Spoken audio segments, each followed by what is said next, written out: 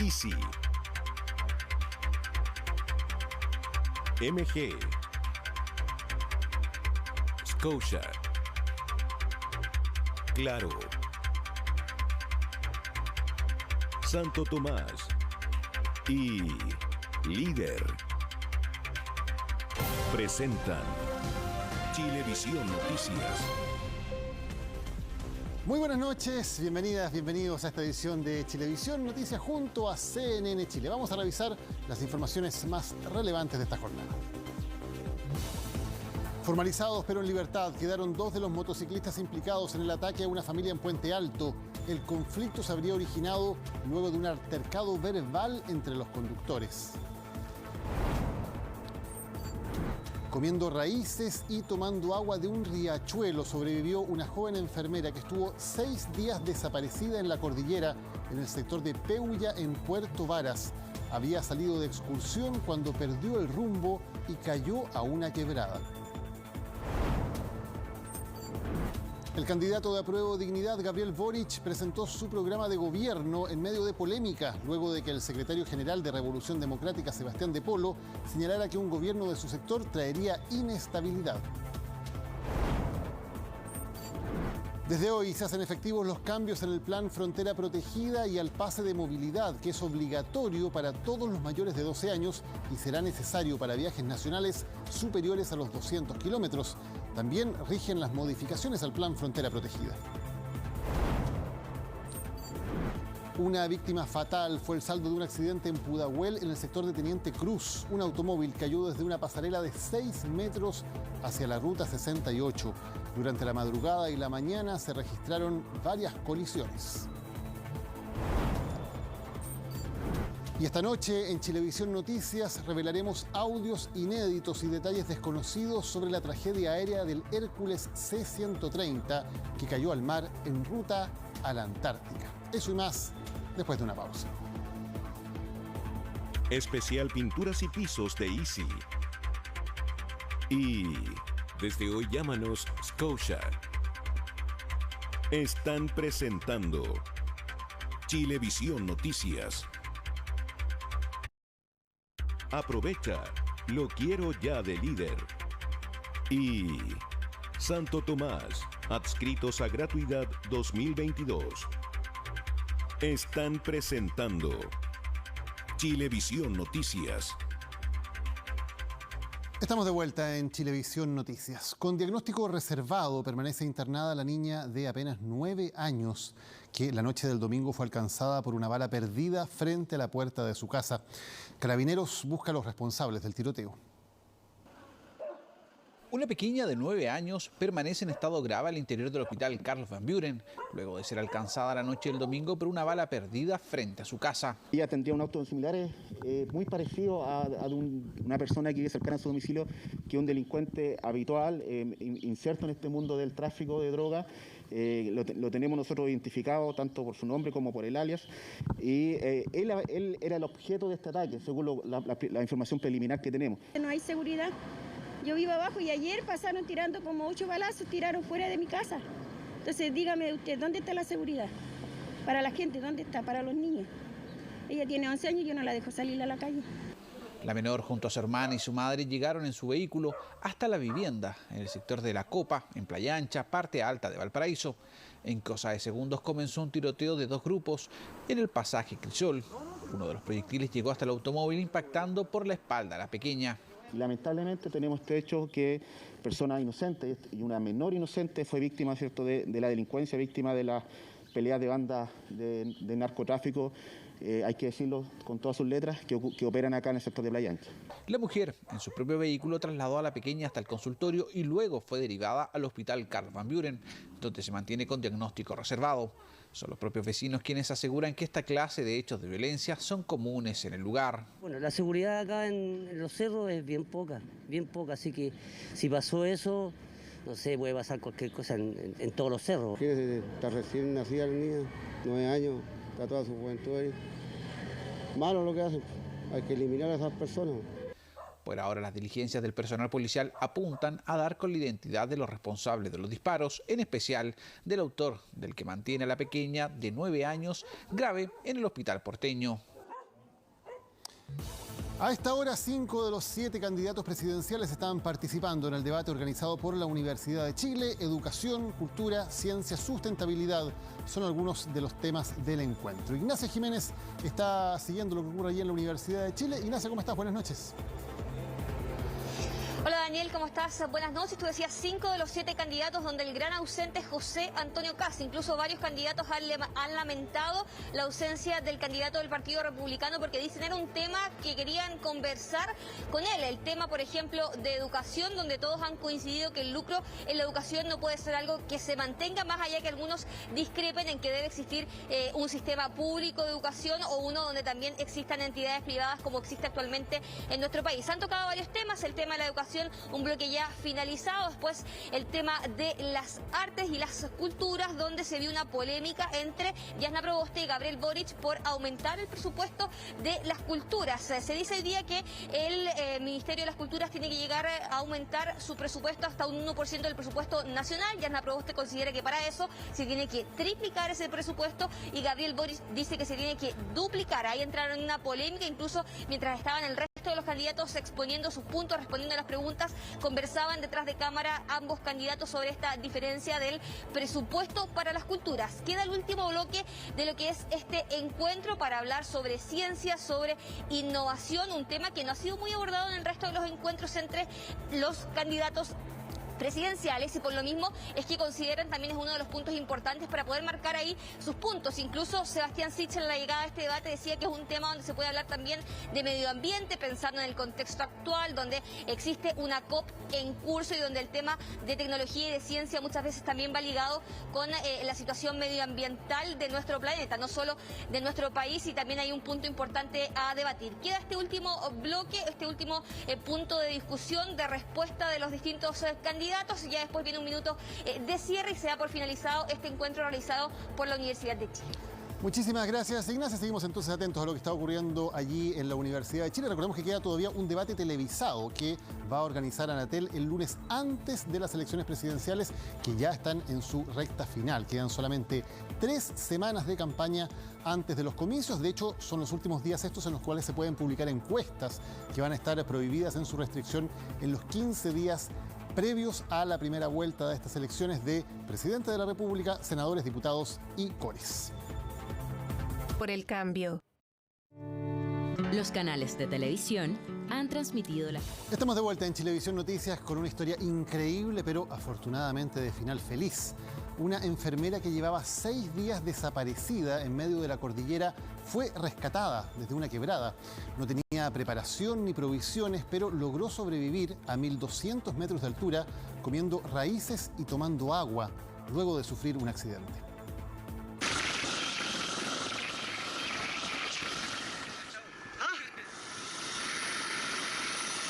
Fueron 6 días de una incesante búsqueda. La familia de Nicole Ramírez nunca perdió la esperanza de hallarla con vida, sin saber que sobreviviría comiendo raíces y bebiendo agua de un riachuelo, tal como el protagonista de la película Into the Wild. Gracias a todos. Nicole, mucha gente estaba preocupada por ti. ¿Cómo sobreviviste estos días? Muchas gracias a todos. La joven se encontraba de vacaciones junto a su pareja en Puerto Varas. Desapareció el pasado martes tras salir de su cabaña rumbo a la laguna Margarita. Pese a que muchos le advirtieron que no fuera sola, partió igual. Esta fue la travesía que pasó para mantenerse con vida. En su porfía ella llegó a la laguna y en el descenso ella resbaló. Y ahí se fue directo a la quebrada. Ella trató, movió sus manos agarrándose de todo hasta que ahí cayó. Ahí se golpeó su carita, su ojo. Según el relato que la enfermera de 29 años compartió a su padre, ella misma curó sus heridas haciendo uso de sus conocimientos médicos. Estuvo pidiendo auxilio los primeros días. Sin éxito, decidió refugiarse al fondo de una quebrada. Para alimentarse sacaba las raíces. Ella me contaba que eran unas raíces como rojitas, que hasta casi le gustaron, que no eran malas, eran buenas. Y mi señora, que nos reímos nosotros, porque ¿y cómo lo hiciste con la carne? ¿Encontraste algún gusano? Encontré uno solamente, dijo. ¿Y te lo comiste? Sí, me lo comí. Nicole, pese a las adversidades de la zona y su total precariedad, logró sobrevivir 6 días en medio de la montaña. Se protegió del frío, se protegió de la humedad, porque si llueve se moja y mojada una persona pierde más calorías que seca, obviamente. Se cobijó en un lugar donde no estuviera expuesta al viento, una quebrada. El viento hace aumentar la sensación térmica. Tras constantes operativos de búsqueda, finalmente pudo ser rescatada con vida y en óptimas condiciones de salud en la cordillera de la localidad de Peulla, en las inmediaciones de la laguna Margarita, región de los lagos. Se realizaron todos los esfuerzos técnicos para lograr este cometido. A medida que fueron pasando los días, se fueron sumando distintos equipos de búsqueda, como Socorro Andino, CONAF y los mismos guías del hotel. ¿Contenta? Bien. Feliz. Muchas gracias. Gracias, Nicole. Nicole fue trasladada en helicóptero al hospital de Puerto Montt. Bajó con una sonrisa y caminando. Suerte, estrategia y un gran equipo de rescate permitieron la hazaña. Sin embargo, los expertos advierten que escalar la montaña o realizar una excursión sin preparación ni conocimiento es un acto de total irresponsabilidad. Todo accidente lo gatilla el ser humano, directa o indirectamente. La cultura de esta persona le permitió sobrevivir, pero como recomendación nunca debe haber salido. Considérelo si está planeando salir de excursión a la cordillera. Seguramente Nicole, quien sabe la suerte que tuvo, no olvidará este consejo. ¿Contenta, Nicole? ¿Contenta? Bien. Feliz. Una familia que viajaba en auto fue atacada por un grupo de motociclistas luego de un altercado verbal. Los agresores usaron sus cascos para romper los vidrios del vehículo. 2 de ellos fueron detenidos y formalizados. Ahí quedó, mira. Cuando se me cruza el auto azul y ya no me dejó más espacio, se bajan los de las motos, rompiendo el vehículo por todos lados. El semáforo en rojo, tuve que parar, que tampoco tenía espacio para pasar. Y siento atrás solamente, ¡pah!, me revientan el parabrisas trasero, impactando a todos nosotros con los vidrios que saltaron del parabrisas. No hubo explicación de parte del conductor de este vehículo que tuviera efecto en una turba de enardecidos motociclistas que atacaban con sus cascos el automóvil donde viajaba una familia completa, luego de una discusión verbal que se prolongó por varias cuadras en calle Concha y Toro, en Puente Alto. Fue solo cuando se bajaron mujeres y niñas desde el auto, respondiendo a los agresores, que los motociclistas se alejaron, ya habiendo destruido todos los vidrios del auto. Los conductores chilenos son los conductores más violentos de la región, desde México hasta Chile. Ya tenemos un muy mal récord. Más de 9 de cada 10 conductores han tenido un evento violento en los últimos años. Y en el caso particularmente de los motociclistas llega a un 47%. En el lugar, una patrulla de carabineros detuvo a 2 de los motociclistas que habían causado lesiones a las mujeres que se bajaron del vehículo que sufrió los destrozos, generando además la viralización de estas tristes imágenes en redes sociales. Con una muleta me empieza a pegar en el vidrio, me pegó en la cabeza, acá, y yo me bajé de la impotencia porque empecé a ver que empezaron a juntarse más ellos y hacia él, porque era hacia él al que querían matar. Ya que yo si ustedes ven los videos, yo lo abrazo y mis piernas nos dieron más, y de ahí yo no sé nada. Nada. Yo perdí el conocimiento, yo no sé nada. La víctima identifica a sus agresores, los que estaban en el lugar, por lo que se realizó la detención de 2 hombres adultos por lesiones leves en la agresión. Tras el incidente y la detención de los 2 motociclistas, ambos imputados por delitos de lesiones y daños fueron formalizados y dejados en libertad con prohibición de acercarse a las víctimas, aunque el conductor cree que esto fue directamente un asalto. Luego, después de todo el conflicto, ya lograron entender lo que pasó, que me venían siguiendo, me querían robar el auto, nos querían hacer daño a nosotros. Yo tampoco adentro no podía hacer nada. Este joven descarta haber realizado alguna provocación o haber chocado a uno de los motociclistas, aunque a través de Instagram una agrupación de ellos aseguró que el conductor del auto frenó en seco, provocando un accidente, y que además impactó a un motociclista repartidor, aunque en Carabineros indicaron que no existen denuncias al respecto. Hay un 25% que se declara un conductor enojado, hay un 60% de conductores que declaran estar estresados y durante el periodo de pospandemia esto aumentó en un 36%. Reciente investigación de la Universidad Católica de Valparaíso demostró que los motociclistas suelen tener conductas de riesgo que son mayores a las que pueden tener las personas que manejan automóviles o camiones. Está aumentando la cantidad de motociclistas que hay en la calle y en la cual este tipo de conflictos que nosotros observamos actualmente puede terminar siendo mucho más común de lo habitual. Una agresión que pudo terminar muy mal y que debe servir como ejemplo para pensarlo 2 veces antes de enfrascarse en una discusión con otro conductor, ya sea de moto u otro vehículo. De todas formas, nada puede validar una agresión donde existen niños, como la ocurrida en Puente Alto. Volvemos a la campaña presidencial porque a 20 días de la elección, finalmente Gabriel Boric presentó su programa de gobierno para la primera vuelta. Pero el evento fue marcado por las controvertidas declaraciones del secretario general de Revolución Democrática. Fueron varias semanas de conversaciones, negociaciones, las que costaron varias críticas. Es que faltaba conocer un documento, uno que es clave. Esta es nuestra hoja de ruta, este es el programa con el cual nos comprometemos. Así es, finalmente se dio a conocer el programa de gobierno de Gabriel Boric, un texto de 227 páginas, el cual fue consensuado entre el Frente Amplio y el Partido Comunista y que fija 4 ejes. El costo de nuestro programa es de 8,5 puntos del PIB y la reforma que estamos proponiendo en materia tributaria busca alcanzar esa recaudación. Además, sabemos que esto no se logra en la noche de la mañana, por lo tanto nos hemos puesto un horizonte de 2 periodos. Un plan único de salud con donación del CAE, un sistema de pensiones sin AFP, son parte de los 4 ejes, aunque esto no apagó las críticas. Claro, yo creo que el problema que tiene el diputado Boric es que sabe que no tiene cómo gobernar, porque tiene contradicciones internas que hacen que prefiere no opinar.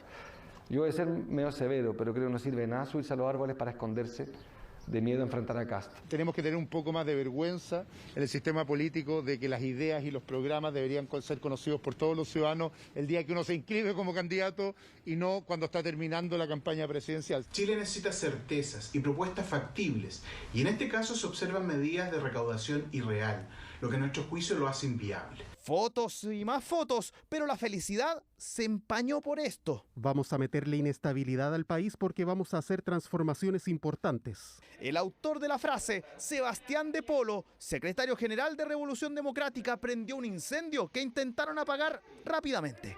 La inestabilidad hoy día es seguir igual como estamos. El no avanzar en concretar las demandas que Chile ha pedido en materia de pensiones dignas, de salud no discriminatorias entre ricos y pobres, de educación de calidad, es justamente lo que traería inestabilidad. La incomodidad no solamente estaba en el abanderado, también en su partido. Yo creo que es notorio que eso fue un error, así como él mismo lo asumió incluso anoche, porque el diagnóstico que tenemos es completamente lo opuesto. Que nosotros no estamos planteando inestabilidad, la inestabilidad no la planteamos nosotros, la ha planteado el pueblo de Chile, que ha puesto el sistema bastante inestable. Concepto de inestabilidad que gatilló cuestionamientos, no solo de la derecha, también de la oposición. Y eso va en contrasentido con todo lo que esperan los chilenos y chilenas, que esperan cambios profundos, sin duda, transformaciones, pero con paz y gobernabilidad. Por eso, Boric, de Polo, no son una alternativa. Y si sumamos que en el programa del gobierno de izquierda se plantea más indulto, bueno, uno tiene claro, inestabilidad en materia económica, inseguridad en materia pública, bueno, creo que son muy malos augurios de lo que podría pasar en un gobierno de izquierda en Chile. Se llenó de críticas, pero por cierto, el autor de la frase, quien derramó el balde de agua fría, habló para reconocer el error. Lamento no haber podido expresar de mejor manera lo que queremos hacer. Es que la crisis que hoy día vive Chile, que ya tiene más de 2 años, y esa crisis que fue originada por este modelo y por no escuchar las demandas de transformación, necesitan cambios. Esos cambios pueden generar incertidumbre. Lo que quise expresar fue eso, que de la crisis vamos a salir con transformaciones profundas. Un traspié interno el que podría ser un socavón o bien una piedra en el camino, en la carrera de Gabriel Boric. Un Un vehículo cayó desde un paso a nivel a 6 metros de altura sobre la ruta 68. El copiloto del automóvil falleció tras el impacto. Carabineros ha detectado un aumento de los accidentes de tránsito en los últimos días. Imágenes que muestran el sorprendente accidente que protagonizó este vehículo en Pudahuel. Antes de accidentarse, el vehículo que transitaba por calle Teniente Cruz perdió el control, impactando las mallas de contención. En ese momento ocurrió lo que nadie imaginaba. El auto cayó desde 6 metros de altura, en plena ruta 68. Eran 2 personas adultas de sexo masculino. Como le digo, una de ellas está con heridas de carácter reservado todavía. Y el otro, el acompañante del conductor, lamentablemente falleció hace unos momentos. El tránsito estuvo interrumpido en la ruta 68 por largas horas. Además de este choque, un segundo accidente se produjo justo en el mismo lugar.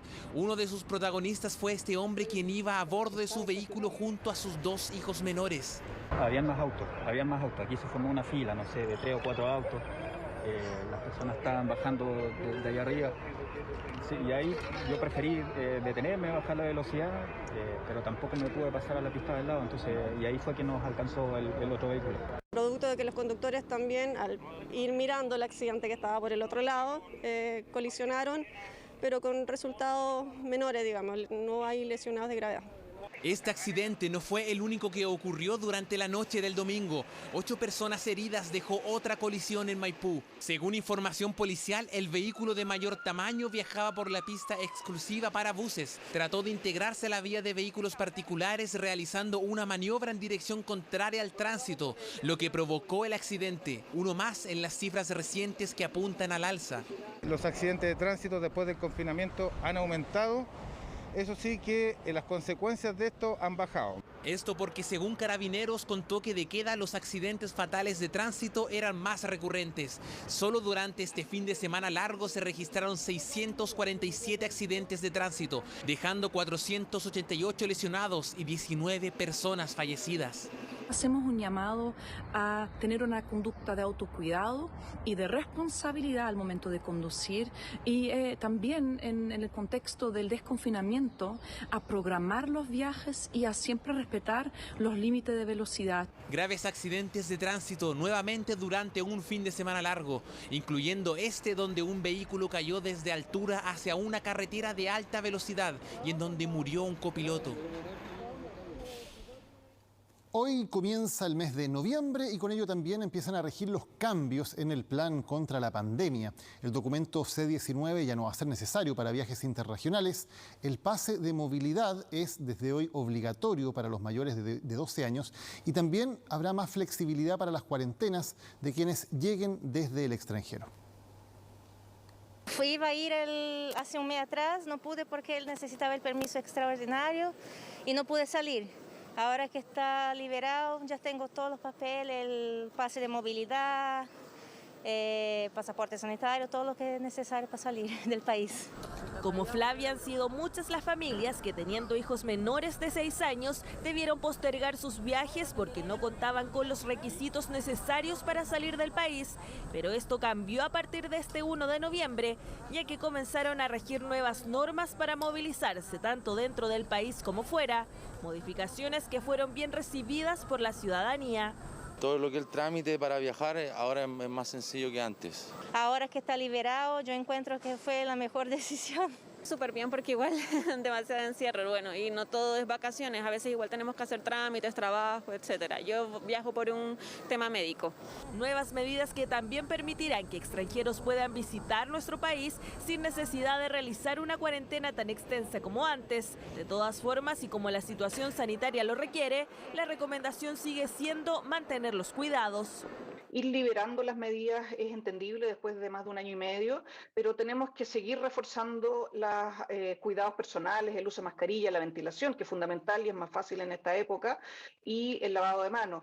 Modificaciones que se dan mientras continúan los casos al alza. Esta jornada se informaron 1.806 nuevos contagios y 465 personas hospitalizadas en unidades de cuidados intensivos.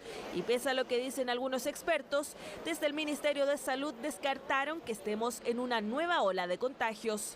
Pensamos que nos encontramos ante un rebrote y no se trata de una tercera ola, seguiremos adoptando todas las medidas necesarias para controlar este rebrote y haremos todo lo posible, siempre con la colaboración de la ciudadanía, para que no se produzca una tercera ola. Eso sí, las mismas autoridades dieron a conocer que actualmente el alza de casos se estaría estabilizando. Actualmente el promedio es de 1.975 casos diarios, un promedio de la última semana, lo que, como dijimos anteriormente, demuestra un aumento que comenzó a principios de septiembre y que afortunadamente ha mostrado cierta estabilización en los últimos días. Y seguir cuidándose será lo esencial. El llamado en esta ocasión fue especialmente para Magallanes, región que a partir del miércoles retrocederá completamente a apertura inicial. También será clave la vacunación. El llamado es para que todos los mayores de 55 años que aún no reciban su tercera dosis acudan a los vacunatorios este martes. Será una jornada especial para este grupo etario, ya que desde el 1 de diciembre se les exigirá su tercera dosis para acceder al pase de movilidad. Varios cambios a las medidas sanitarias con las que las autoridades esperan dar más flexibilidad, pero manteniendo los resguardos. Muy importante entonces mañana ir a los vacunatorios para conseguir esa tercera dosis que las cifras lo demuestran, está siendo tremendamente efectiva para prevenir que personas contagiadas puedan llegar a las UCIs y sufrir complicaciones mayores. Vamos a hablar ahora de lo que ocurre con el cuarto retiro. Los comités del Senado se van a reunir nuevamente mañana para buscar acuerdos que permitan poner en tabla ese proyecto. Algunos parlamentarios están presionando, quieren votarlo antes de las elecciones, pero la iniciativa todavía no tiene los votos necesarios para ser aprobada en el Senado. Saqué los 3 retiros y necesito el cuarto para poder ir al médico. Hace 2 años que no voy, tengo problema al corazón, al cerebro, y no he ido por temor del COVID. Tal como Alín, son muchos los que están esperando la aprobación del cuarto retiro de fondos. Otros, por el contrario, creen que el proyecto se ha utilizado como una estrategia política. No, por ningún motivo, porque ya encuentro que es demasiado ya, la gente se mal acostumbró y además que lo están utilizando políticamente más el cuarto retiro para los candidatos, los malos candidatos que tenemos realmente en este momento para presidente. Lo cierto es que el futuro del proyecto aún es incierto en el Senado. Recién este martes se fijaría la fecha para ser votado en general en la sala. De aprobarse la idea, retornará a la Comisión de Constitución para ser vista en particular. Necesitamos acuerdo.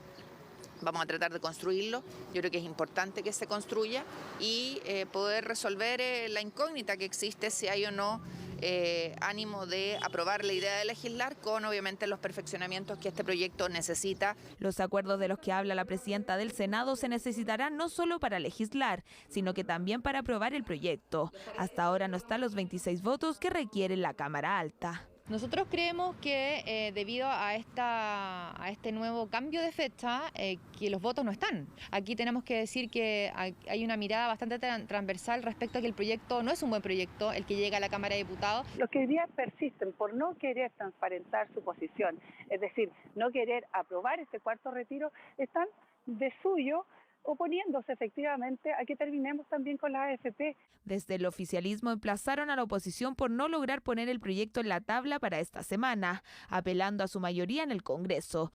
De todas maneras, hay algunos que creen que aún se puede modificar el calendario. Hacemos un llamado a la mesa del Senado para cambiar la tabla y poner el día martes o miércoles el proyecto de cuarto retiro para votarlo en general y luego habilitar la posibilidad de formular indicaciones. Sinceremos las posiciones, no sigamos dilatando esta situación. No puede ser que se esté cambiando la fecha momentos antes de la elección. Eso no corresponde. Lo que corresponde es que se vote este proyecto, guste o no guste. El cuarto retiro comenzará otra semana decisiva y aunque se acelere su tramitación, probablemente no estará la resolución final antes del 21 de noviembre. Y sobre esta discusión, uno de los efectos de los retiros que hay que tener en mente es la fuerte caída que ha sufrido el fondo E de las AFPs, supuestamente el más seguro, en el que se recomienda mantenerse a quienes están cerca de pensionarse. Y eso está obligando a muchos trabajadores a postergar su jubilación, que tenían prevista para este año. Yo tengo 68 años actualmente cumplido. He trabajado toda mi vida. Antes yo me quería jubilar. Y después con toda la cuestión de la pandemia, empecé a bajar la plata de los, ¿cómo se llama?, de la AFP. Y actualmente llegué ahora 43 millones. Y no hace mucho Patricio tenía ahorrado más de 60 millones, pero con la caída del Fondo E todo cambió. Él ya debería estar descansando y recibiendo su jubilación, pero continúa trabajando. Más que una opción, fue algo inevitable. Su renta mensual es muy superior a lo que obtendría de pensión. Me da lata cuando escucho la noticia y digo, bajó el Fondo E. Bajó el Fondo E, ¿y qué voy a hacer? Obligado a seguir trabajando. Es lo que viven muchas otras personas que, teniendo la edad de jubilar, no lo hacen y continúan trabajando. Solamente en el periodo de enero a septiembre de este año, los fondos C, D y E han tenido pérdidas. El más afectado de ellos es el E, el de menor riesgo, que acumuló una caída de 20%. Nosotros observamos que hay prácticamente 1.200.000 personas que están en el Fondo E, de los cuales aproximadamente 200.000 son personas que están próximas a jubilar. Respecto a esas personas, evidentemente que la recomendación sería que esperaran en la medida que sea posible. Los expertos confían en que a largo plazo los multifondos comiencen a tener rentabilidad, pero por ahora eso no sucedería. Cuando tenemos un entorno como el que vivimos hoy día, en donde hay mucha expectativa de que vaya a haber un cuarto retiro, las AFP tienen que desarmar todo su portafolio de esos instrumentos y transformarlos en líquido, transformarlos en plata. 78.000 personas jubilaron entre enero y septiembre de 2020, pero durante este año, en ese mismo lapso, lo hicieron solo 68.000. Es decir, este año un 13,6% de quienes pueden jubilar por edad no lo han hecho. Miguel es uno de ellos, ha sido taxista durante 40 años, siempre preocupado de su vejez, pagó fielmente sus propias cotizaciones. Ha pasado el tiempo y ocurre que ya llegó la época de que yo me jubile, pero lo he dudado muchísimo.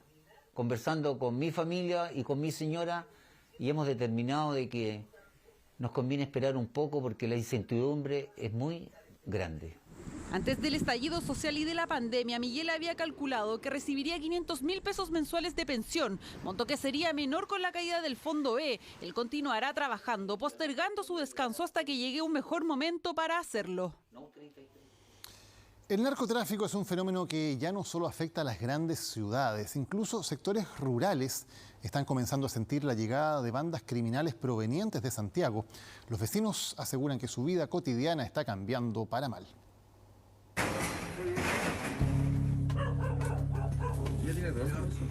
Parece un allanamiento más, pero en la zona en que se llevó a cabo este procedimiento, los operativos policiales eran poco habituales. Así que por favor, chaleco antibala, el casco y todo lo que corresponda. Precauciones impensadas hasta hace algunos años para ingresar a los barrios de una comuna que se caracterizaba por ser una de las más apacibles y seguras del país. Hablamos de Graneros. Pese a tener solo 37.000 habitantes, los carteles de narcotraficantes vieron un nicho y de a poco han ido invadiendo esta tranquila zona, transformándola en un lugar en que la delincuencia opera cada vez con más frecuencia. Es como en escala, pues, como que ya llegan a tantear. Y después ya aparecen con más y va subiendo la categoría, porque se comenzó con la marihuana, después empieza la pasta, la coca y todo lo que viene después, pues, todas las drogas duras. Y eso es lo que echa a perder la juventud, porque ya para poder seguir consumiendo empiezan a robar. Que sí, porque ha cambiado bastante, que ahora ya está súper peligroso, que ya no se puede andar tranquilo en las calles, no se puede andar hablando por teléfono. Yo un día andaba por la Corvisur, por el teléfono hablando y me lo quitaron de las manos. El problema es grave, se lamenta el alcalde de esta comuna de la región de O'Higgins. Incluso él se mantiene con protección policial por una orden judicial debido a que se ha dedicado a denunciar y combatir a las bandas de narcotraficantes que están contaminando estas zonas rurales cercanas a la capital. No es sostenible que en comunas rurales uno de los problemas más graves que tengamos sea el tráfico y consumo de drogas, y en particular de pasta base, que está consumiendo a una generación de jóvenes. Efectivamente pudimos detectar que hay una mayor gravedad en los hechos, una mayor presencia de armas de fuego y venta de droga, efectivamente, no solo en la capital de la región, sino que en diversas comunas de la región, en este caso O'Higgins, al igual que en todo Chile. El tráfico es como una especie de cáncer que se va expandiendo, por lo mismo el problema se replica en otras comunas rurales como Rengo.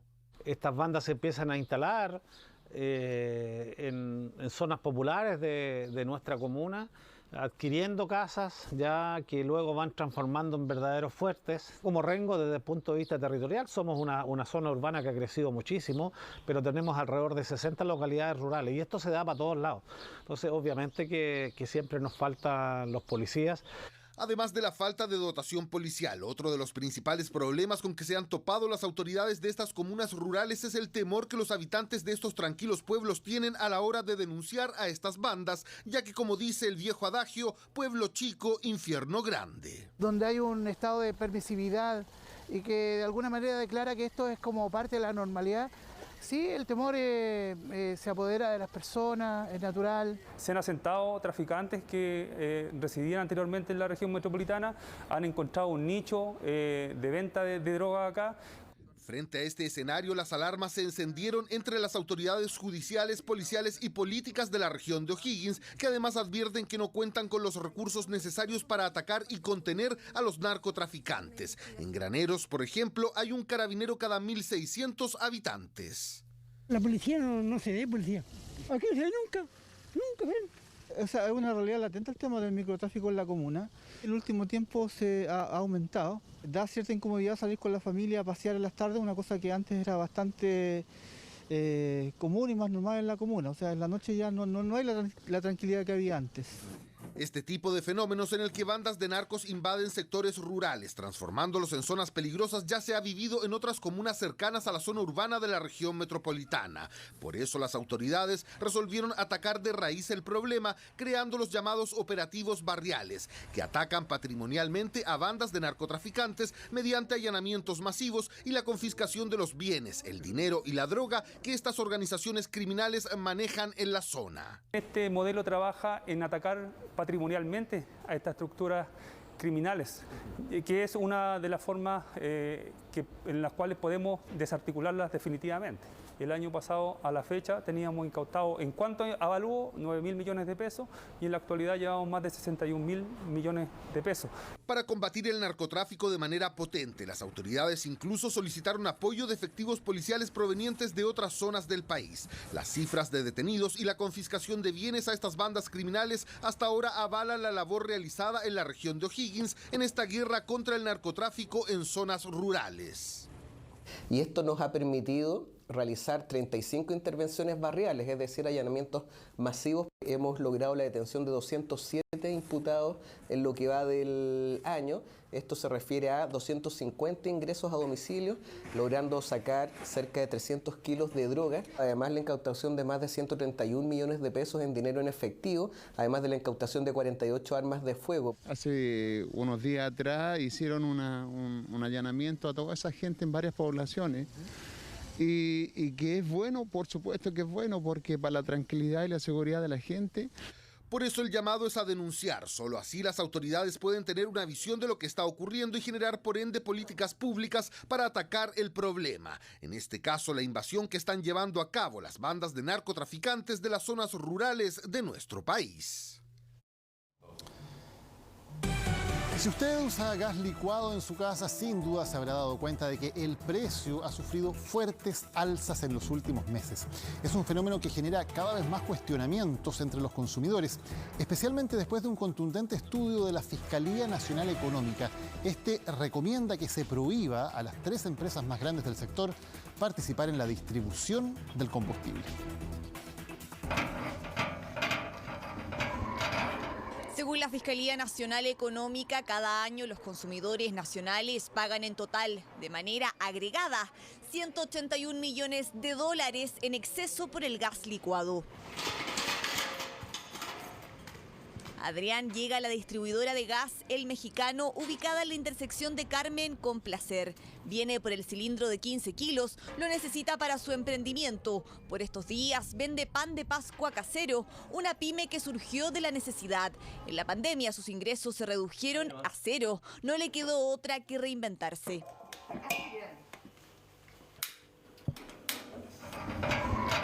Aunque buena parte de su inversión en insumos se le va en la compra del gas.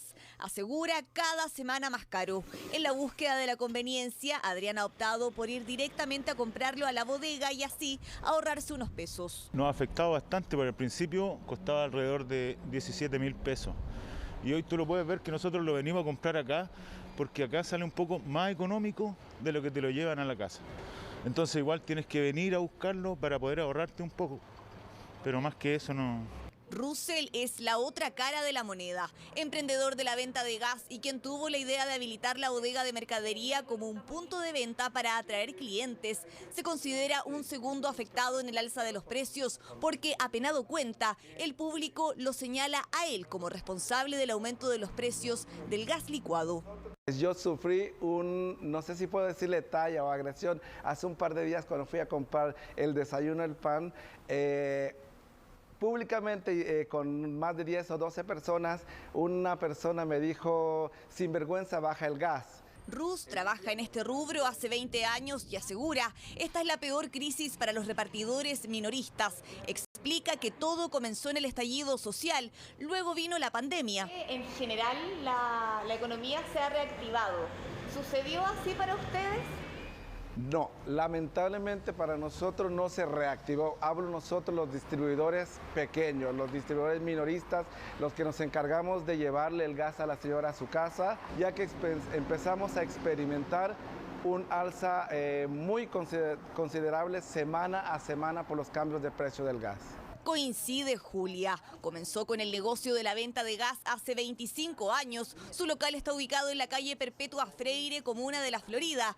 Aquí partió vendiendo en triciclos, recuerda. Y en ese entonces, Julia, cuénteme cuáles eran los valores del gas. El valor del gas era el de 5.750. El de 11 valía 3.750. El de 15 valía 4.850 y el de 45 valía 7.990. Recuerda los valores como si hubiese sido ayer. Por lo mismo, le cuesta entender que los precios hoy estén por las nubes. Ahora es muy elevado. Yo pienso que debe ser como el 300% más. Es anormal porque todas las semanas son 50, 48 pesos por kilo. Yo he tratado, para poder vender, he tratado de una semana subirlo y la otra no. La investigación sobre el mercado del gas que desarrolló la Fiscalía Nacional acusó poca competencia en este sector y recomendó que las empresas Gasco, Lipigas y Abastible salgan de la distribución domiciliaria. Contactamos a las 3 empresas mencionadas. Solo Abastible quiso participar de este reportaje. Fundamentan el alza en el aumento sostenido del valor del gas a nivel internacional. Si el gobierno no quiere tomar... Poca competencia que la Corporación Nacional de Consumidores y Usuarios de Chile denuncia desde el año 2014. Apuntan como una solución la apertura de la infraestructura del gas para que terceros puedan tener acceso a la cadena completa de producción. Y en esa línea de investigación reconocen algunos ejemplos en regiones.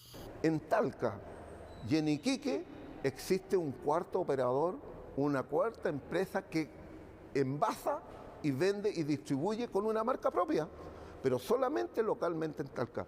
Curiosamente, en esos 2 puntos son los lugares donde el precio es más bajo de Chile. Y fuimos a buscar a ese distribuidor en Talca. Gas Maule se crea en el año 2020. Nosotros recibimos los precios de parte de NAP, ya que NAP nos vende el producto a nosotros. Y de ahí nosotros estimamos que la posibilidad de darle un buen servicio y además un buen precio a la comunidad maulina particularmente está. Y hemos hecho los grandes esfuerzos. Hoy operan en San Rafael, San Clemente, Maule, Colbún y Hierbas Buenas. Por el momento solo ofrecen cilindros de 15 kilos. Hasta el viernes pasado su valor era de 20.000 pesos, es decir, 5.000 pesos menos que en Santiago. Es una empresa nueva que se instaló acá en Talca y empezó a vender su producto a menor costo. Por lo económico, más que nada. Bueno, también es buena calidad.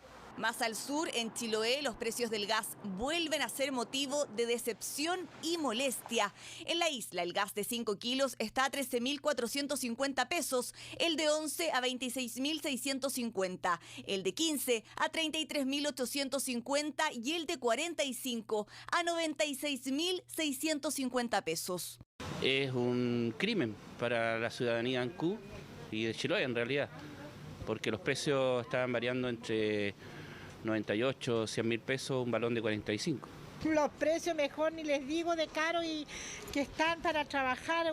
Misma inquietud existe en Arica, donde usuarios dicen el aumento es descarado. 12.790 pesos vale el cilindro de 5 kilos, 23.190 el de 11, 22.490 el de 15 y 89.500 el de 45 kilos.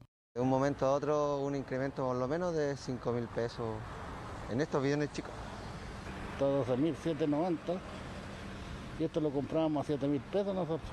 El diputado Raúl Soto, miembro de la comisión investigadora por una eventual colusión del gas, pidió urgencia para investigar y asegura que están todas las condiciones para que se den prácticas contrarias a la libre competencia, como concentración de precios, colusión, repartición de cuotas de mercado, entre otras. Primero, perseguir a los responsables de esta eventual colusión. Ya tuvimos el caso de colusión de la farmacia, de los pollos, del confort y ahora esta eventual colusión del gas licuado. Y lo segundo, regular ahora las tarifas para bajar los precios y beneficiar a la gente. Gas a precio justo es el nombre del proyecto de ley presentado por el diputado Gastón Saavedra, que permitiría a la empresa nacional de petróleo, ENAP, participar en el mercado de la distribución del gas, vendiendo directamente su producto y evitando sobreprecios.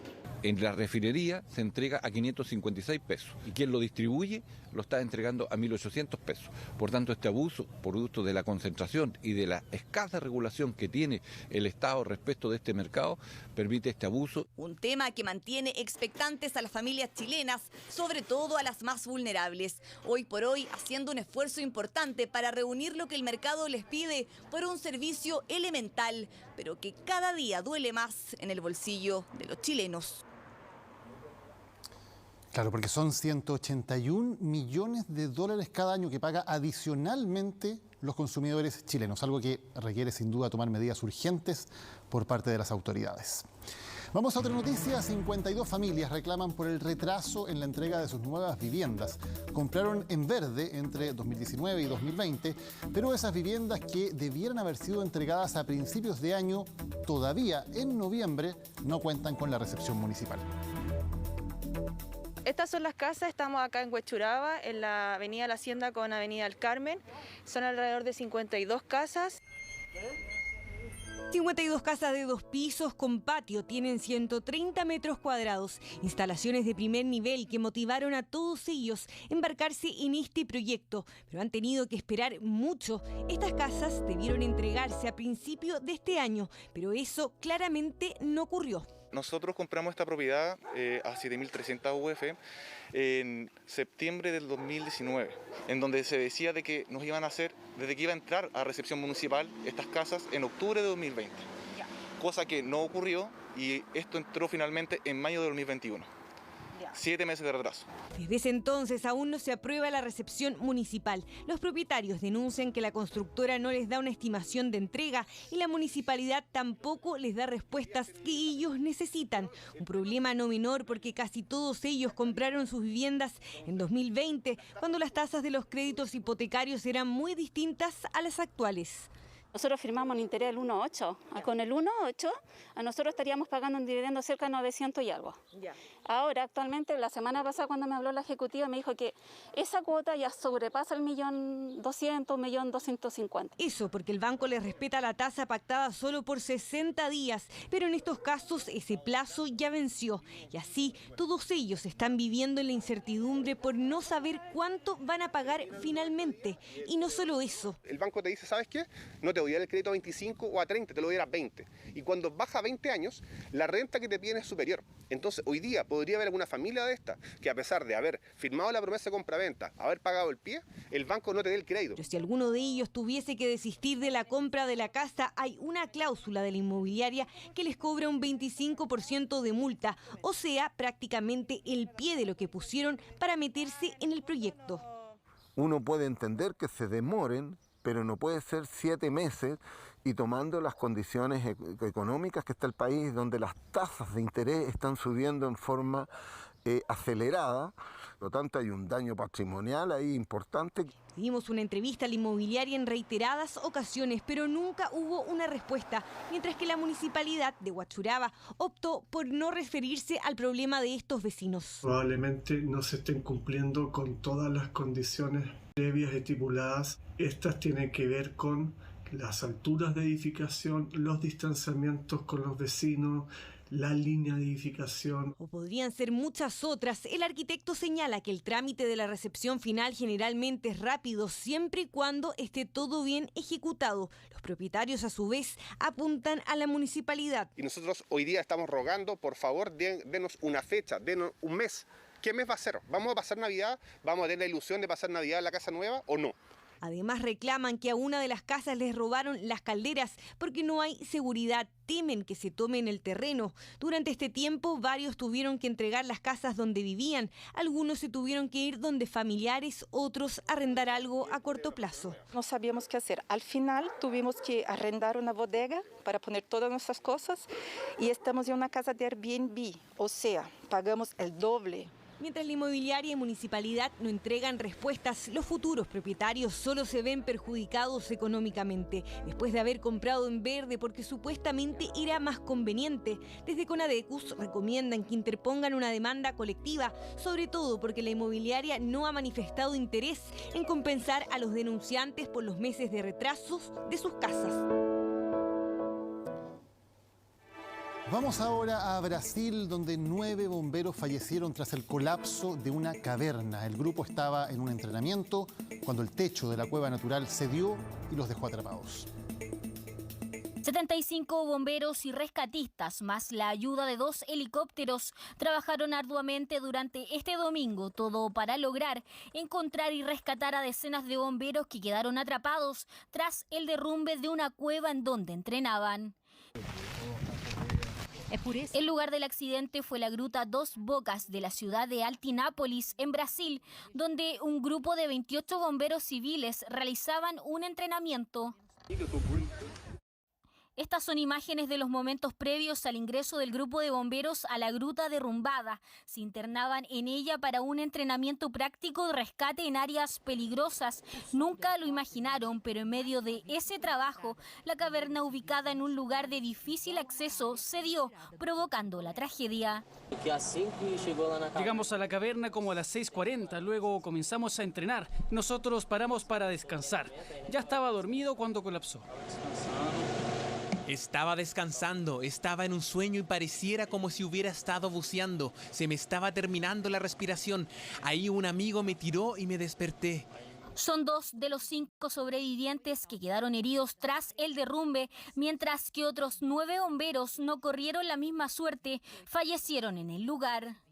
Estamos en un periodo muy lluvioso, ¿no? Esto es una zona de riesgo, una cueva con características muy arriesgadas, entonces pudo haber contribuido a tener este accidente.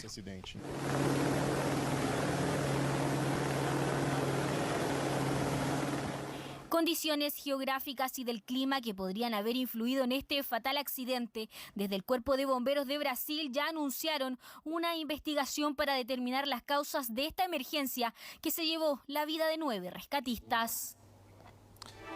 Los líderes del mundo llegaron a la COP26 con la presión de endurecer los compromisos para enfrentar la crisis climática. El primer ministro británico Boris Johnson dio la bienvenida a los líderes de más de 120 países con un discurso en que comparó la situación del planeta con una película de James Bond. Johnson apeló a una analogía para explicar que la humanidad se está enfrentando a una bomba de tiempo que debe ser desactivada. A través de un mensaje por video, la reina Isabel II instó a las delegaciones a elevarse por encima de la política del momento y lograr acuerdos. Joe Biden se disculpó con los líderes por la salida de Estados Unidos de los acuerdos de París durante el mandato de Donald Trump. Después de los discursos de los jefes de Estado y de Gobierno, se dará paso a las negociaciones a puertas cerradas que se van a celebrar por las próximas 2 semanas. Y en España, la erupción del volcán de La Palma está causando incertidumbre, pero también mucha curiosidad. Miles de turistas han llegado en los últimos días a la isla para observar de cerca la actividad del Cumbre Vieja. Esto pese a que se están intensificando las lluvias de cenizas. De fondo el rugido del volcán y la lava. En las manos una cámara lista para captar el momento. 10.000 visitantes llegaron a la isla de La Palma solo este fin de semana largo. El objetivo era ver con sus propios ojos la erupción del volcán Cumbre Vieja. La verdad es que es impresionante y es una experiencia única. Unos sentimientos encontrados, gente está sufriendo mucho por ello, pero no deja de ser un espectáculo. Algunos llegaron en barcos de islas cercanas, otros incluso tomaron un avión desde el continente. Solo en un día aterrizaron 17 vuelos. A ver el volcán. Pasar unos cuantos días y hacer gasto aquí. Lo reconocen los habitantes de la isla. La Palma está completamente desbordada por los turistas. Los buses llenos y las carreteras con tacos son la otra postal que deja esta tragedia que ha despertado curiosidad. Parece que todo el mundo quiere venir aquí y es imposible desplazarte ni siquiera entre islas y mucho menos a La Palma. Es eso, los turistas que vienen y paran en medio de la vía. Han llegado tantos visitantes a la isla que su capacidad hotelera está cercana al 100%. El sector del turismo saca cuentas alegres por recibir visitantes en medio de la catástrofe. Para ellos es una luz de esperanza en medio de una crítica temporada. Toda la economía de la isla se nos va la vida en ellos porque hay muchos empleos que dependen de que vengan a visitar turismo. Sabemos que ni siquiera eso, se pasan la noche con un saco de dormir o lo que tengan a bien. Contribuimos económicamente pues con nuestros gastos de hotel, restaurantes, etcétera.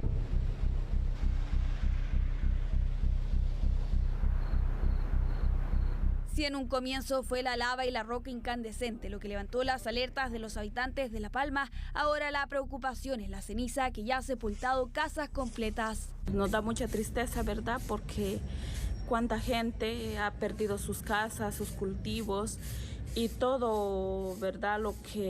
Con lo que podían vivir.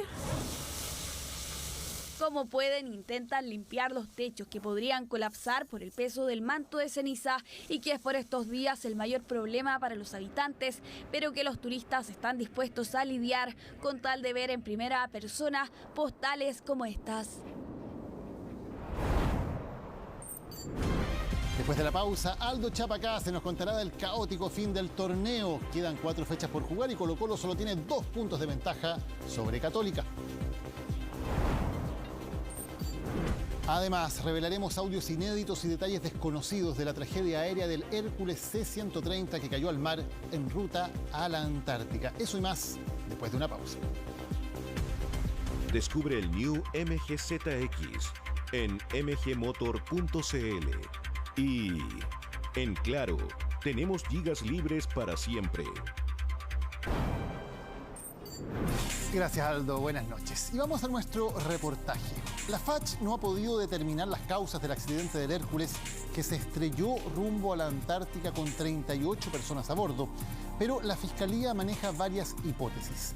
En el siguiente reportaje las vamos a conocer y vamos también a escuchar en exclusiva las comunicaciones radiales de los pilotos del avión y otras que evidencian graves errores que habrían retrasado las operaciones de rescate. Los audios desconocidos del Hércules C-130 en una investigación de los periodistas Pedro Azócar y Macarena Pizarro. Corvo viento 50235 nudos con rafa máxima de 45 nudos. Esta es la última comunicación del Hércules C-130 antes de despegar desde el aeródromo de Punta Arenas en dirección a la Antártica. Hola, Punta Arenas, este es Corvo 6649, cambio. Corvo Punta Arenas Radio, buenas tardes, prosiga. Corvo 6649 es la clave que identifica el avión, cuyo plan de vuelo contempla una travesía de poco menos de 2 horas y media, a una velocidad crucero de 290 nudos por sobre los 20.000 pies de altura. El viaje, programado por el Comando de Operaciones Antárticas, contempla el traslado de personal de la FACH y civil para realizar trabajos de mantención, lo que implica también el transporte de carga y equipos. 5 tripulantes a cargo de la nave, 12 como personal de apoyo técnico y 21 pasajeros. 38 personas que no volverán a ver nunca más a sus familias. 38 personas que desaparecerán para siempre bajo las aguas del mar de Drake. Mi nombre es Ricardo Mancilla, soy hermano de 2 de los fallecidos, Luis, Jeremías y un primo Felipe. Mi nombre es Patricia Ramírez, viuda del suboficial Germán Reyes Moto. Mi nombre es Carlos Pacheco Santibáñez, soy papá de Christopher. Hermana de Mauricio Pérez José. Soy hija del suboficial mayor Manuel Figueroa Proboste. A casi 2 años del accidente, la FACH cerró la investigación sin aclarar las causas de la tragedia ni tampoco señalar a los culpables. ¿Y por qué? ¿Por qué no fue posible establecerlo? Porque dado la cantidad de elementos rescatados que corresponden al 1% de la aeronave de diferentes sectores de esta, se pudo efectuar todos los peritajes necesarios, con lo cual no se puede establecer qué es lo que objetivamente ocurrió y produjo el accidente. Mientras no establezca la causa, es imposible establecer una cadena de responsabilidades de actos que hayan contribuido a generar esa causa, ese accidente. Las causas van a tener que determinarse en la justicia ordinaria, porque allí hay más objetividad para poder determinarla. Pero el solo hecho de que la Fuerza Aérea no sea capaz de determinar una causa la hace responsable. No fue posible establecer la causa del accidente, lo anterior debido a la escasa cantidad de elementos rescatados desde el mar y que formaban parte de la aeronave. Una carta igual a esta llegó a manos de cada familia y revivió el dolor en todos ellos. Los 38 que iban en ese vuelo no se accidentaron, los mataron. Estamos en Punta Arenas y hay un viento enorme. A mi hijo me lo hicieron triza en el aire. Porque lo que yo enterré de mi hijo, ni una hueá, es lo mínimo de lo mínimo. 2 frasquitos así, eso es lo que enterré de mi hijo y un poco de pelo. Eso es lo que encontraron de mi hijo, según ellos. Mira, hijo, mira el viento.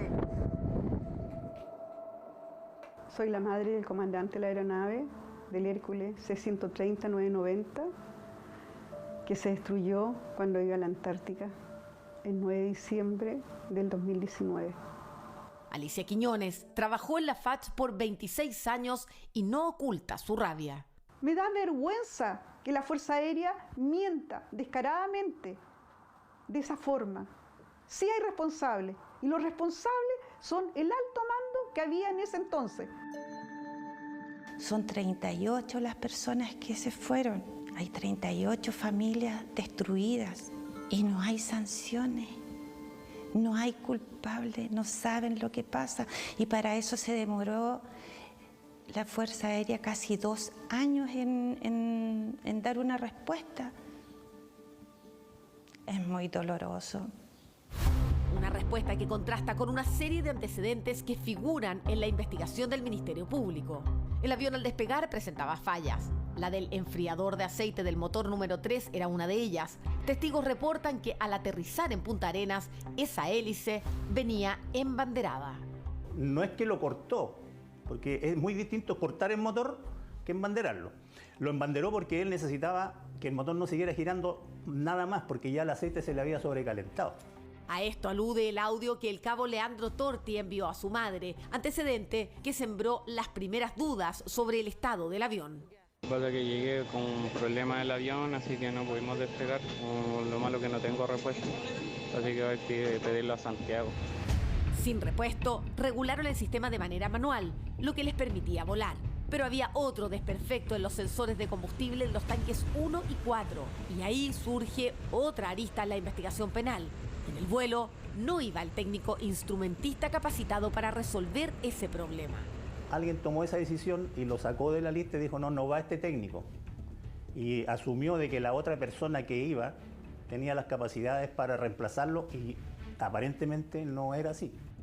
El reemplazo era el cabo Sergio Romero, especialista en electrónica y comunicaciones, quien pese a sus conocimientos no era experto en instrumentos.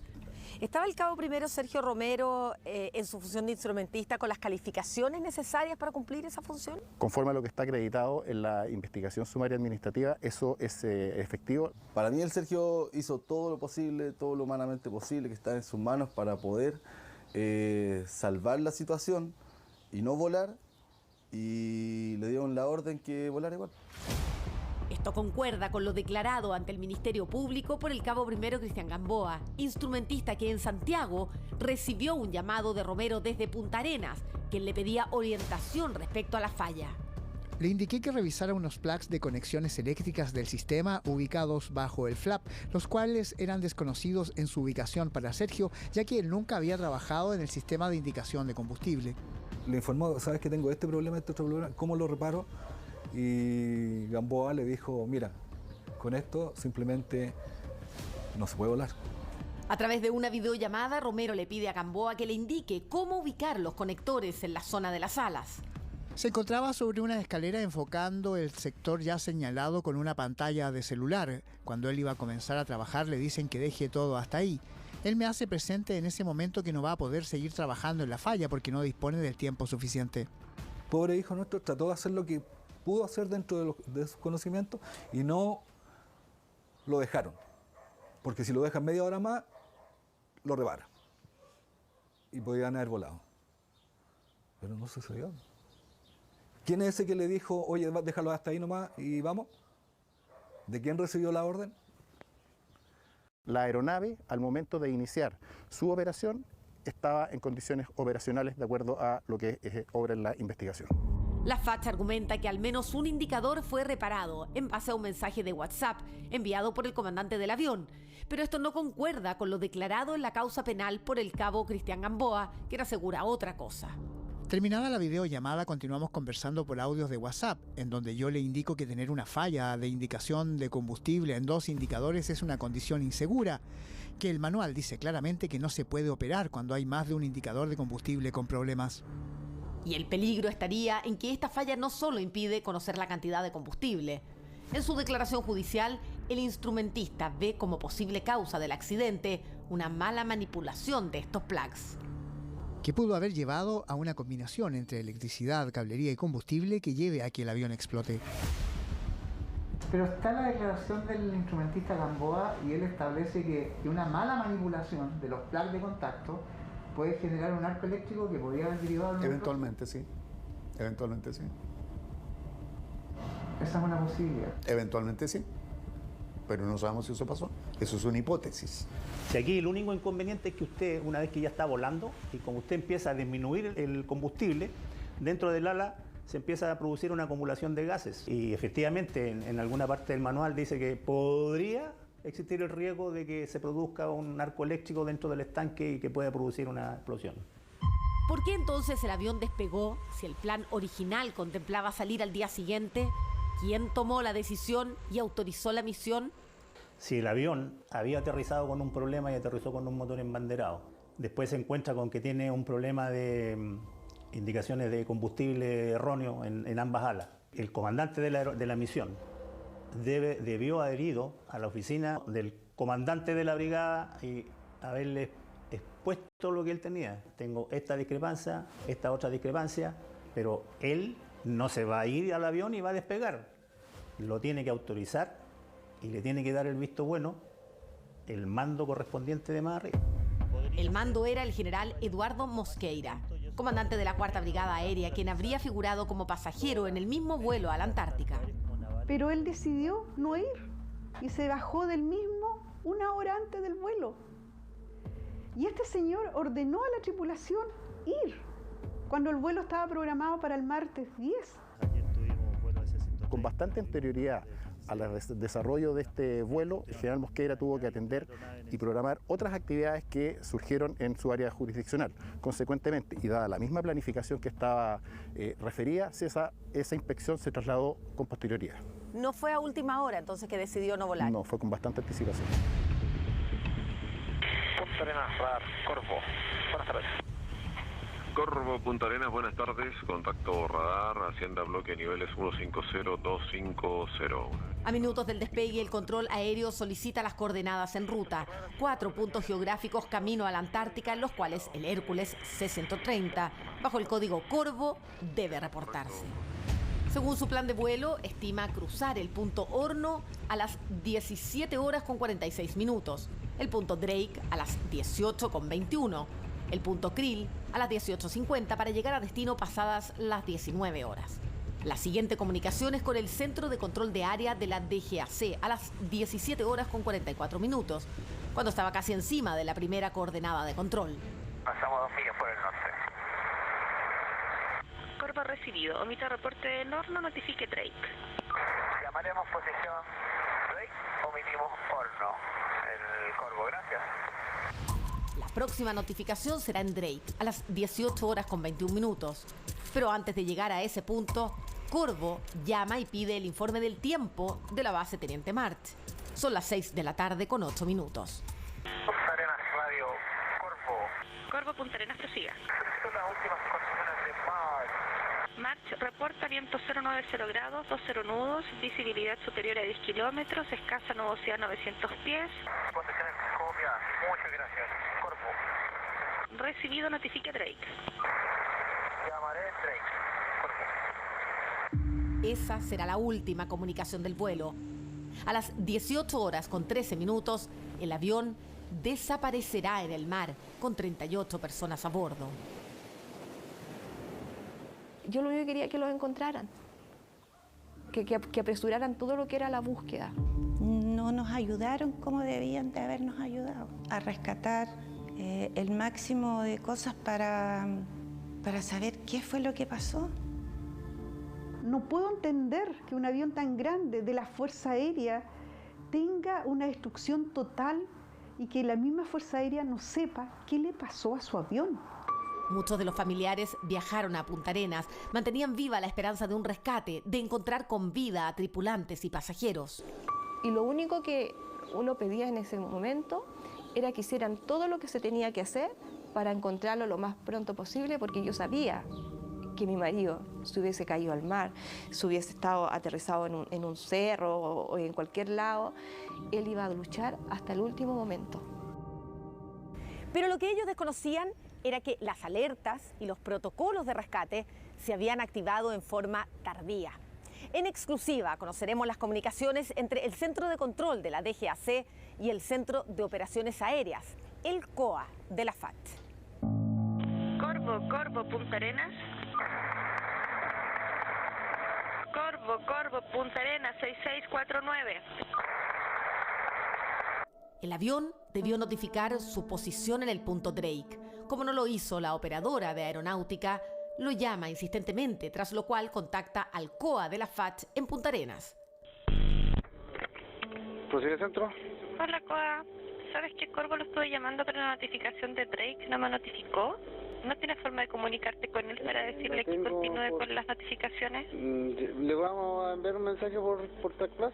Sí, por favor. Por lo menos por acá el sistema se ve que va bien.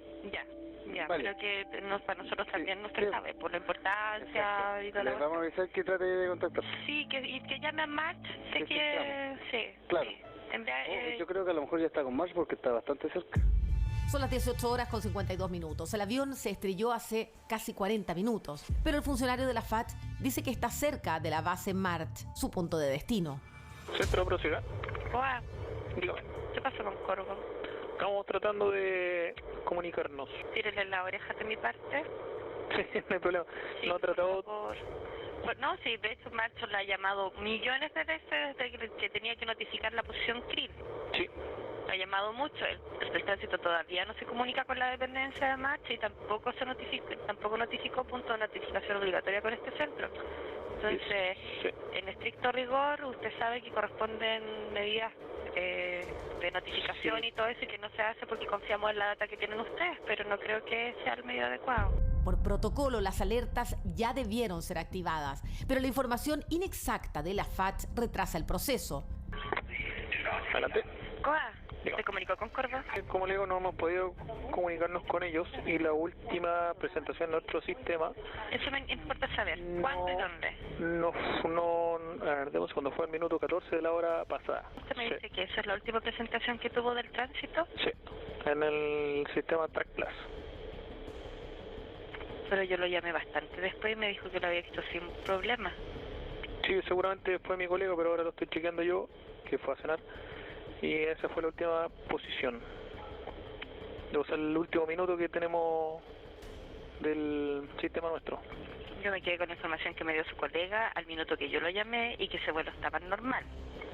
Sí, estoy consciente, por eso le digo, lo estamos tratando de comunicar. Ese punto y esa hora fue hace mucho rato y no hemos tenido ninguna notificación más del piloto. Con eso me preocupo mucho, pues quiere que le diga. Sí. Ya vamos a ver los protocolos entonces, porque de no lograr comunicación mediante los próximos 3 minutos se tendría que seguir con los pasos de inserto y lo que corresponde. Sí, no hay problema. Gracias. Es en este momento que la DGAC constata que la información de la FACH era errónea y activa las alarmas. Ha pasado más de 1 hora desde el accidente. Centro de Propiedad. A una consulta, el Corvo iba a ir a dejar carga a Mach. Carga y pasajeros. Carga y pasajeros. ¿Cuántas personas iban a bordo? 21 más 17. 21 más 17 personas. Que son la tripulación, más los especialistas de mantenimiento que siempre andan ellos. Una consulta, ¿no se puede sacar otra aeronave, por último, para volar cerca de Drake, de Horno, e intentar comunicaciones con la aeronave? Sí, eso lo están viendo acá en este momento que se constituye el RCC, que es la parte en procedimiento SAR. Ya. Le pido por favor que me informe porque sabe que me tiene muy ahí pensando que le podría haber pasado algo a la gente. Sí, no se preocupe, nosotros estamos de igual manera. Ya, gracias. Se encontraron restos de esponja flotando en el mar a 30 kilómetros al sur de la posición del último contacto del C-130. Indicaría que podrían ser parte de los restos de la esponja de los tanques internos de combustible. Ese día fue muy largo, fue muy duro, lloré muchísimo, me imaginaba a mi hijo en el fondo del mar y eso fue muy doloroso.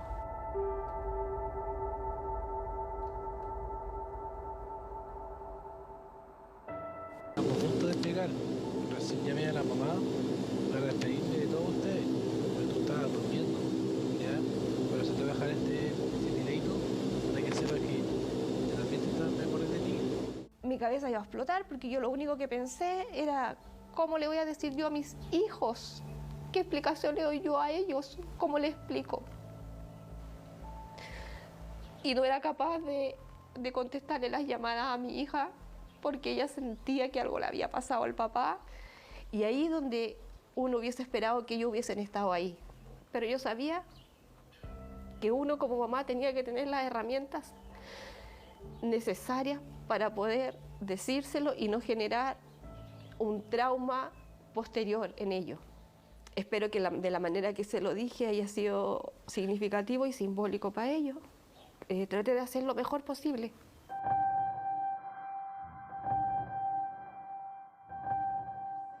Yo no he cerrado un círculo, no he visto, mi hijo lo veo llegar todos los días. Siento que va a llegar y lo siento también a mi lado. Me toca, siento su olor. Pese a que el sumario de la FACH no determinó causas ni responsabilidades, la arista judicial sigue abierta y se investiga un cuasi delito de homicidio. La verdad de lo ocurrido con el Hércules C-130 es un requisito esencial para las familias de las víctimas.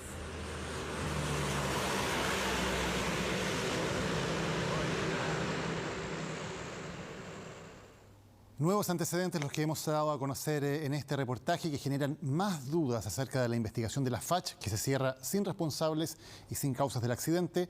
Y ahora corresponde, por supuesto, a la Fiscalía, que es un ente imparcial en este caso, determinar qué ocurrió realmente. Cerramos Chilevisión Noticias. Quédense con nosotros porque viene el gran estreno de nuestro nuevo estelar. ¿Quién es La Máscara? Y en CNN Chile, aquí se debate. Que tengan muy buenas noches. Nos vemos mañana.